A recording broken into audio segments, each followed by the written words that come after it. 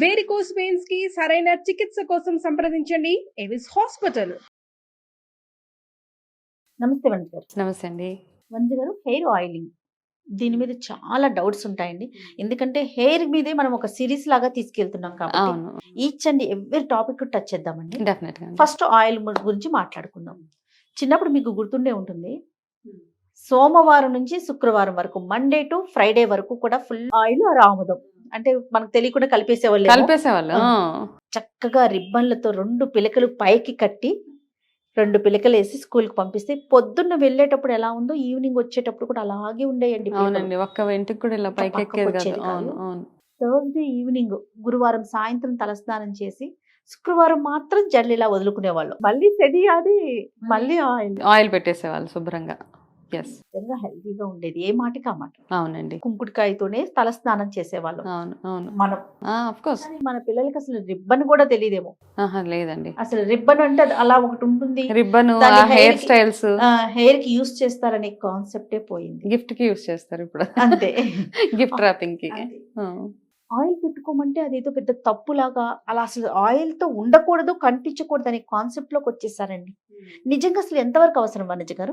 Oil అనేది మనకి scalp కి ఎంతవరకు అవసరం? డెఫినెట్ గా అండి. ఆయిల్ మన నరిష్మెంట్ అంతే. బేసిక్ గా ఆయిల్ ఏం చేస్తుంది అంటే స్కాల్ప్ ని ప్రాపర్ గా ఉంచడానికి ఆయిల్ అవసరం మనకి, హెయిర్ కి కాదు, జుట్టుకి నరిష్మెంట్ కాదు ఇక్కడ. ఓకే, మన స్కాల్ప్ నరిష్మెంట్ అన్నమాట. ఇప్పుడు ఇక్కడ మన నూనె మనం జుట్టంతా రాసే అక్కర్లేదు, జస్ట్ మన స్కాల్ప్ మీద మసాజ్ చేసుకుంటే చాలు. అది ఎంత బాగా మసాజ్ చేస్తున్నాం అన్నది పాయింట్ అక్కడ. మనం వంటికి కూడా ఇప్పుడు ఆయిల్ రాస్తాం, దానివల్ల బెనిఫిట్స్ అనేది చాలా మంది బిలీవ్ చేస్తారు. వంటికి ఆయిల్ రాస్తే దానివల్ల ట్యాన్ పోతుంది, ఒళ్ళు గట్టి పడుతుంది అంటే సేమ్ ప్రిన్సిపల్ మన హెయిర్ స్కాల్ప్ కూడా అప్లికబుల్ అనమాట. ఆ స్కాల్ప్కి ఎప్పుడైతే మనం చక్కటి ఆయిల్ మసాజ్ చేస్తూ ఉంటామో అది మన ఫాలికల్స్ ద్వారా మన హెయిర్ స్ట్రెంథన్ అయ్యేలాగా చూస్తూ ఉంటుంది. సో ఇది చాలా ఇంపార్టెంట్ అనమాట. అయితే ఇక్కడ మెయిన్ పాయింట్ ఏంటంటే ఎట్లా ఆయిల్ పెట్టుకుంటున్నాము అన్నది ఇక్కడ ఇంపార్టెంట్ పాయింట్. ఇది ఎట్లా పెట్టుకుంటున్నాం మనం ఆయిల్. సో మామూలుగా ఏంటంటే ఇప్పుడు కొబ్బరి నూనె, ఆముదం పెడితే జుట్టు చక్కగా మంచి నరిష్మెంట్, జుట్టు సాఫ్ట్గా చేసేస్తుంది ఆముదం. అండ్ చాలా దగ్గరలో విన్నట్టయితే మనకి ఈ పెయిన్ కోర్ కూడా అంటారు కదా, అట్లాంటి వాటికి కూడా ఆముదాన్ని వాడేవాళ్ళు. ఆ ప్యాచెస్ ఏవైతే ఉంటాయో ఆ ప్యాచెస్ మీద దాని మీద పెట్టేవాళ్ళు అనమాట. చాలా ప్రూవెన్ రిజల్ట్స్ ఉండేవి యాక్చువల్గా. సో వాటి కోసం అని ఇట్లాంటి ఇన్ఫెక్షన్స్ అవి రాకుండా ఉండడానికి అవన్నీ ఆముదం అవన్నీ యాడ్ చేసి పెట్టేవాళ్ళు. అయితే నూనె రాసుకోవడం వల్ల ఏంటి అంటే, మీరు నార్మల్గా చెప్తున్నాను, అఫ్కోర్స్ ఆయిల్ బాగా వర్క్ చేస్తుంది. నూనె రాసినా రాయకపోయినా ఇక్కడ ఈ మన స్కాల్ప్ని మనం ఎంతగా బ్లడ్ సర్క్యులేషన్, బేసిక్గా ఈ ఆయిల్ తోటి చేసే మసాజెస్ ఏవైతే ఉంటాయో మన హెడ్లో బ్లడ్ సర్క్యులేషన్ హెల్ప్ చేస్తాయి అనమాట. ఆ బ్లడ్ సర్క్యులేషన్ ఎంత బాగా జరుగుతూ ఉంటే మీ హెయిర్ గ్రోత్ అంత బాగుంటుంది, మీ హెయిర్ నరిష్మెంట్ అంత బాగుతుంది. మెయిన్ బ్లడ్ సర్క్యులేషన్ చాలా చాలా ఇంపార్టెంట్. అయితే కాబట్టి మనం ఎక్కడ మసాజ్ చేసుకుంటున్నాం, ఎట్లా మసాజ్ చేసుకుంటున్నాం అన్నది చాలా ఇంపార్టెంట్ యాక్చువల్గా. మర్మ పాయింట్స్ ఇప్పుడు మనం చూస్తాం, థెరపీస్ చేస్తూ ఉంటారు కదా, మర్మ థెరపీ. మన బాడీలో ఉండే 107 మర్మ పాయింట్స్ ఏవైతే ఉంటాయో ఆ పాయింట్స్ని మనం టచ్ చేసి, ఇప్పుడు for example under eye dark circles వస్తే ఇక్కడ మర్మ పాయింట్స్ ఉంటాయి, ఈ ప్లేస్లో ఈ స్పాట్స్లో ఇవన్నీ, వాటిని మసాజ్ చేస్తూ ఉంటారు. So every part of the body ఈ టిప్స్ మీద పాయింట్స్ ఉంటాయి. అట్లానే హెయిర్కి వచ్చేటప్పటికి ఈ సెంటర్ పాయింట్ ఏదైతే ఉంటుందో దీన్ని మనం ఎంతగా ప్రెషర్ చేయగలిగితే ఈ పాయింట్లో, ఓకే, ఇట్లా 2 హ్యాండ్స్ ఇలా పెట్టి మనం ప్రెస్ చేసుకుంటూ ఉండాలి. ఇక్కడ ప్రెస్ చేసి అట్లీస్ట్ ఒక 10 మినిట్స్ మీ హెయిర్ అంతా ప్రతిరోజు, అంటే మనకి హెల్దీ హెయిర్ కావాలి, ఫ్యూచర్లో మంచి హెయిర్ ఉండాలి అంటే కనుక కొంచెమే ఆయిల్ తీసుకోండి. ఇంత ఆయిల్ పెట్టేసుకున్న వల్ల ఏమి అవ్వదు అక్కడ. అయితే రోజ్మేరీ ఆయిల్ అని, టీ ట్రీ ఆయిల్ అని ఇవి యాడ్ చేస్తూ ఉంటారు. అది రాసేస్తే హెయిర్ గ్రోత్ అవుతుంది అనేసి అందరూ బిలీవ్ చేస్తారు. డెఫినెట్గా రోజ్మేరీ ఆయిల్ తోటి, టీ ట్రీ ఆయిల్ తోటి హెయిర్ గ్రోత్, హెయిర్ ఫాల్ అంతా కంట్రోల్ చేస్తుంది. కానీ రోజ్మేరీ, టీ ట్రీ ఏం చేస్తాయంటే బ్లడ్ సర్క్యులేషన్ ఎక్కువగా జరిగేలాగా చూస్తాయి అన్నమాట. కాబట్టి ఈ ఆయిల్స్ని మనం కోకోనట్ ఆయిల్లో కొన్ని ఫ్యూ డ్రాప్స్ యాడ్ చేసుకుంటే బ్లడ్ సర్క్యులేషన్ బాగా అవుతుంది. సో ఇట్లా మాడి మీద గట్టిగా పెట్టాలి, ఇలా ఇంటర్లాక్ చేసి తల మీద ఇక్కడ ఈ పాయింట్ లో పెడితే. మనము మామూలుగా ఆయిల్ రాసుకునేటప్పుడు కూడా సాధారణంగా పిల్లలకి రాసినా మనం రాసినా చేతిలో ఆయిల్ పోసుకొని ఇక్కడ కొడతాం ముందు తల కదండి, మీదే ఫస్ట్ కొడతాం. ఇక్కడ కొడతాం. ఆ. ఇదే పాయింట్ అన్నమాట. Yes. ఇది మెయిన్ పాయింట్ మన హెయిర్ గ్రోత్ కి. సో ఆ పాయింట్ లో మనం కొట్టినప్పుడు మనకు కొంతమంది అంటుంటారు అలా చాలా సేపు అన్నమాట. మా చిన్నప్పుడు నాకు చాలా హెల్దీ హెయిర్ ఉండేది. ఇప్పుడు కూడా ఎంత హెల్దీగా ఉంటుంది మీ హెయిర్ కి, నేను ఫ్యాన్ ఆ. బట్ షార్ట్ ఉంటుంది. షార్ట్ ఉంటదండి, కానీ చిన్నప్పుడు ఏంటంటే చాలా హెల్దీ హెయిర్ నాది. ఎందుకంటే నాకు చేసే మా అమ్మ కానీ ఎవరైనా కానీ పట ఇక్కడ ఇదే మాడు పాయింట్ మీద. అన్నమాట, ఇదే మసాజ్ పాయింట్స్ అంతే నావి. అట్లా అని నెక్స్ట్ మా పిల్లలు, నాకు తెలుసు మా పేరెంట్స్ నాకు ఏం చేస్తే నా హెయిర్ హెల్దీగా ఉండేది అనేసి. ఇప్పుడు అంటే రకరకాల రీజన్, మెడికేషన్స్ ఇవన్నీ అందరికి తెలిసిందే. సో ఊడిపోయినా కానీ but I managed my hair well. ఇప్పుడు దాకా అయితే బై గాడ్స్ గ్రేస్ జుట్టు Healthy హెల్దీగానే ఉంది నాది. పొడుగు గురించి ఆలోచించనండి, ఇంకా ఇంతవరకు కావాలి అయిపోయినాయి. ఆ పొడుగు చూసేసాను, అంటే అయిపోయింది. ఎట్లాంటి సిచ్యువేషన్ కి వచ్చేసామంటే వంజి గారు, జుట్టు పొడవు లేకపోయినా పర్వాలా, షార్ట్ గా ఉన్నా పర్వాలా, హెల్దీగా ఉండాలి. అది మన కూడా స్కాల్ప్ కనపడకుండా ఉంటే చాలు, అంతవరకు మెయిన్. చాలు. ఇప్పుడు ఈ మధ్య ఏంటంటే నూనె పెట్టుకొని దూతే మొత్తం కనపడిపోతుంది, మొత్తం తలంతా కనిపించేస్తుంది అందరికి. అట్లా లేకుండా షార్ట్ గా ఏ ఆయిల్ ఉన్న తీసుకున్నా కూడా మాడు. ఏ ఆయిల్ అయినా ఫస్ట్ థింగ్ ఏంటంటే ఆయిల్ గోరువెచ్చటి ఆయిల్ పెట్టుకుంటేనే బాగా వర్క్ చేస్తుంది.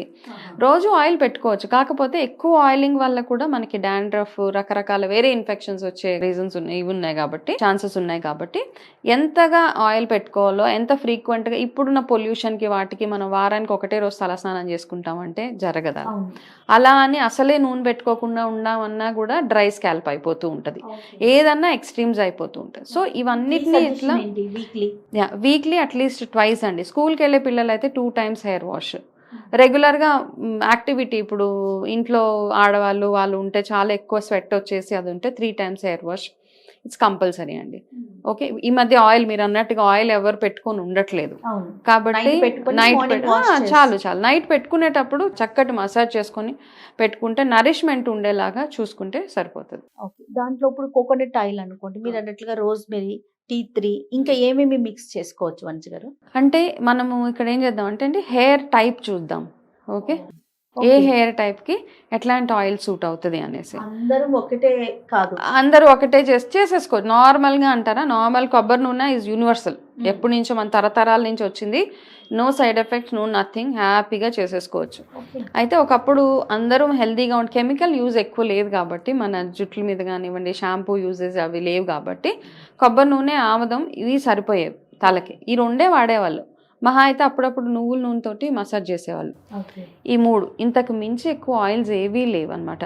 ఇప్పుడున్న కండిషన్స్, స్కిన్ డిజీజెస్ కానివ్వండి, స్కాల్ప్లో వచ్చే రకరకాల ఇన్ఫెక్షన్స్ కానివ్వండి, ఈ ఇన్ఫెక్షన్స్ అన్నీ అడ్రస్ చేసుకుంటూ, డ్రై స్కాల్ప్ ఉంటుంది, ఆయిలీ స్కాల్ప్ ఉంటుంది, ఇన్ఫెక్షన్స్ ఉంటాయి, సోరియాసిస్లు ఉంటాయి, ఇవన్నిటికీ ఒక్కొక్క ప్రాబ్లంకి ఒక్కొక్క రకమైన ఆయిల్ కానివ్వండి, ఒక హెయిర్ కేర్ రొటీన్ ఒక్కొక్కలా ఉంటుంది అనమాట ఒక్కొక్క ప్రాబ్లంకి. సో ఏ ప్రాబ్లం ఉన్న వాళ్ళకి ఎట్లాంటి రొటీన్ అయితే వాళ్ళకి వర్క్ అయ్యి అందులో నుంచి బయటకి రావాలన్నది మనం మాట్లాడుకోవాలి. తర్వాత మెనోపాజ్ స్టేజ్ లో కూడా హెయిర్ లాస్ అయిపోతుంది. అవునండి, వాళ్ళు ఏమన్నా స్పెషల్ కేర్ తీసుకోవాలి? మెనోపాజ్ అవుతున్నప్పుడు ఏంటంటే అందరికీ అండి స్కిన్ ఎలా అంటే, మనకున్న హార్మోన్స్ ఏవైతే ఈస్ట్రోజన్ ఇవి అన్ని ఫ్లక్చుయేషన్స్ వల్ల, తగ్గిపోవడం వల్ల, హై అవ్వడం వల్ల, ఫ్లక్చుయేషన్స్ వల్ల ఏమవుతుందంటే, ఫస్ట్ ప్రాబ్లమ్ మన హెయిర్ అంటే మన ఈ హార్మోన్స్ ఈస్ట్రోజన్ కానీ ఇవి దేనికి పనిచేస్తాయంటే హెయిర్ అండ్ స్కిన్ అండ్ మన స్కిన్లో ఉన్న ఎలాస్టిసిటీని. అందుకనే ఈ మెనోపాజ్ వచ్చేస్తున్నప్పుడల్లా స్కిన్ డ్రైనెస్ వచ్చేస్తూ ఉంటుంది, ఓవరాల్ డ్రైనెస్, కాళ్ళల్లో పగుళ్ళు కానివ్వండి, డ్రై స్కిన్ అయిపోవడము, హెయిర్ లాస్ అయిపోవడము, ఇవన్నీ అవుతూ ఉంటాయి కదా. అయితే అమ్మమ్మల నాటి రెమెడీ యాక్చువల్గా మనకు తెలియదు అనమాట. జీలకర్రతోటి చిన్న చిన్న ఉండలు చేసేవాళ్ళు అప్పుడు. ఈ జీలకర్రని నార్మల్గా అందులో తాటి బెల్లం, నల్ల బెల్లం ఉంటుంది కదండి, ఆ బెల్లంతో 2 మెత్తగా కొట్టేసి ఆ జీలకర్రతో ఉండలు రోజు తినేవాళ్ళు అనమాట ఈ స్టేజెస్కి వచ్చే లేడీస్. అది ఎవరో అట్లా చెప్పేసేవాళ్ళం, ఇది తింటే మంచిది అంటే మనకి వాళ్ళు ఏమైనా ఇవి పీరియడ్స్ ఆగిపోయే ముందు ఈ లడ్డు అంటే జీలకర్రతో చేసినవి తింటే బాగుంటుంది అని చెప్తే అది తినేసేవాళ్ళు. కానీ దాని వెనకాల సైన్స్ ఏంటంటే, ఈ జీలకర్ర ఏం చేస్తుందంటే మన ఈ మెనోపాజ్ స్టేజెస్ హార్మోన్స్ ఎంత ఏం చేసేసినా ఈ జీలకర్రలో ఉన్న గుణాల వల్ల మన స్కిన్లో ఉన్న ఎలాస్టిసిటీ కానివ్వండి, మన హెయిర్ కానివ్వండి, ఇది ఫాల్ అవ్వకుండా హెల్ప్ చేస్తుంది అనమాట. ఇది బ్యాలెన్స్ చేస్తుంది. కాబట్టి జీలకర్ర వాటర్, జీలకర్రని ఎక్కువగా కన్జ్యూమ్ చేయడం, జీలకర్రతో చిన్న చిన్న ఉండలు లడ్డూలా చేసుకొని అవి చిన్నగా తింటూ ఉంటే మనకి మెనోపాజ్ వచ్చేటప్పుడు వచ్చే సైడ్ ఎఫెక్ట్ ఇంకా చాలా ఉన్నాయి, కానీ this is one of the very good home remedies అనమాట. సో ఇది డైలీ ఏదో ఒక టైంలో మధ్యాహ్నము, నైట్ పడుకునేటప్పుడు, మార్నింగ్ చిన్న ఇంత జీలకర్రతోటి కొంచెం బెల్లం వేసి మెత్తగా దంచేసి ఆ లడ్డు అది తింటూ ఉంటే మనకి హెయిర్ ఫాల్ కానివ్వండి, స్కిన్లో ఉన్న ఎలాస్టిసిటీ ఇది కంట్రోల్ అవ్వడానికి హెల్ప్ చేస్తుంది మనకి. తర్వాత ఆయిల్ రాసుకోవటం అనేది జెండర్ వైజ్ గా కూడా ఉంటుందండి, అండ్ ఏజ్ వైజ్ గా కూడా రాసుకోవాలా, అలా ఉంటుందా? అంటే ఏజ్ వైజ్ కొంతమందికి ఏమంటారంటే నూనె రాసుకుంటే వేడి చేయదు, చలవ చేస్తుంది, ఇట్లా ఫీల్ ఉంటుంది. ఎండాకాలంలో ఎక్కువ ఆయిల్ పెట్టేస్తూ ఉంటారు, ఇలా ఉంటుంది అనమాట. అంటే మనకి ఇది అలవాటు అయిపోయింది కాబట్టి ఆయిల్స్లో కూడా మనకి బ్రాహ్మీ ఆయిల్ ఉంటుంది, నీమ్ ఆయిల్ ఉంటుంది, ఇన్ఫెక్షన్స్ వచ్చినప్పుడు నీమ్ ఆయిల్, బ్రాహ్మీ ఆయిల్ రెగ్యులర్గా అందరూ పెట్టేసుకునేది, coconut oil. And age wise కూడా ఏజ్ అవుతున్న కొద్దీ మనకి ఎక్కువ నరిష్మెంట్ అవసరం. చిన్నప్పుడు ఏది తిన్నా మన బాడీలోకి అసిమిలేట్ అయిపోతూ ఉంటుంది, మనం ఏం తిన్న కొంచెం ఒక ఉసిరికాయ తింటే అది శుభ్రంగా పనిచేస్తుంది. పెద్ద అవుతున్న కొద్దీ ఎక్కువ కేర్ తీసుకోవడం అవసరం అండి. యాజ్ వి ఏజ్ డ్రైనెస్ వచ్చేస్తూ ఉంటుంది స్కిన్లో. కాబట్టి ఎస్ ఆఫ్ కోర్స్ ఆయిలింగ్ కానివ్వండి, రెగ్యులర్గా మన స్కిన్కి కానివ్వండి, హెయిర్కి కానివ్వండి, రెగ్యులర్గా మసాజెస్ మస్ట్. ఇందాక ఒక మాట చెప్పారు, స్క్రబ్ కూడా చాలా అవసరం అని. ఎలా అండి, మనకి ఇంట్లో ఏమన్నా స్క్రబ్ ని ప్రిపేర్ చేసుకోవచ్చా?